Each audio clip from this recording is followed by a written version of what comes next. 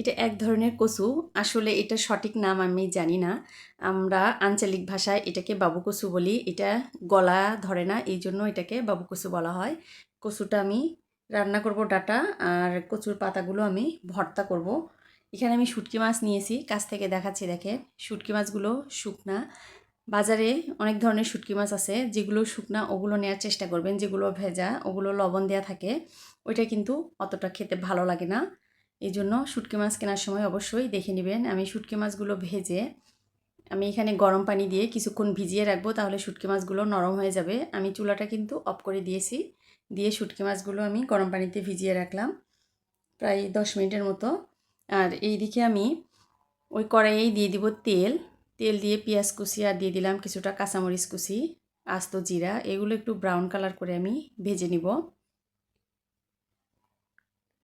দিয়ে দিলাম আদা রসুন বাটা। এখানে আমি আদা রসুন একটু থেতলিয়ে নিয়েছি, এটা একটু তেলের সঙ্গে ভেজে নিব।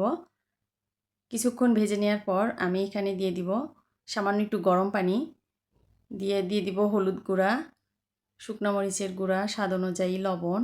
এগুলো দিয়ে মশলাটা আমি আরও কিছুক্ষণ একটু কষিয়ে নিব। কাছের এবং দূরের যে যেখান থেকেই আমার রান্নাগুলো দেখছেন, সবাইকে আমার আন্তরিক শুভেচ্ছা। আমার রান্নাগুলো যদি আপনাদের ভালো লাগে প্লিজ লাইক কমেন্ট শেয়ার করবেন। আমি এখানে দিয়ে দিলাম একটা টমেটো, এটা পাকাও না কাঁচাও না, এরকম একটা টমেটো এখানে দিয়ে দিলাম। টমেটো দিয়ে আমি দিয়ে দিলাম শুটকি মাছ। শুটকি মাছ ভালো করে ধুয়ে পরিষ্কার করে নিতে হবে, শুটকি মাছে কিন্তু বালু থাকে।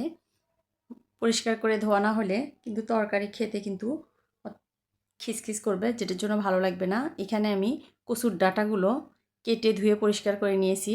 আমি কিন্তু কচুর ডাঁটাগুলো ছিলে নিইনি, চাইলে আপনারা ছিলেও নিতে পারেন। দিয়ে দিলাম কিছুটা আলু, পেঁয়াজ কুচি, কাঁচামরিচ কুচি, হলুদ গুঁড়া, স্বাদ অনুযায়ী লবণ আর তেল। এগুলো দিয়ে আমি ভালো করে এটা মাখিয়ে নিব। মাখানো তরকারিটা একটু ভালো করে মেখে নিলে ওইটা খেতে কিন্তু একটু বেশি মজা হয়। হাতে মাখা তরকারি আমার তো খেতে খুব ভালো লাগে, জানি না আপনাদের কেমন লাগে। আমি এখানে দিয়ে দিব পরিমাণ মতো গরম পানি। গরম পানি দিয়ে আমি কিছুক্ষণ এটা ঢাকনা দিয়ে ঢেকে রান্না করে নিয়েছি। আর এখানে দিব কিছুটা শলুক পাতা আর রাঁধুনি পাতা, আর যে মাছগুলো আমি ভুনা করে রেখেছিলাম দিয়ে দিব উপর দিয়ে ওই মাছগুলো। ঢাকনা দিয়ে ঢেকে আমি অল্প আছে কিছুক্ষণ রান্না করে নিব। এটা আমি পাশের চুলায় দিয়ে দিব।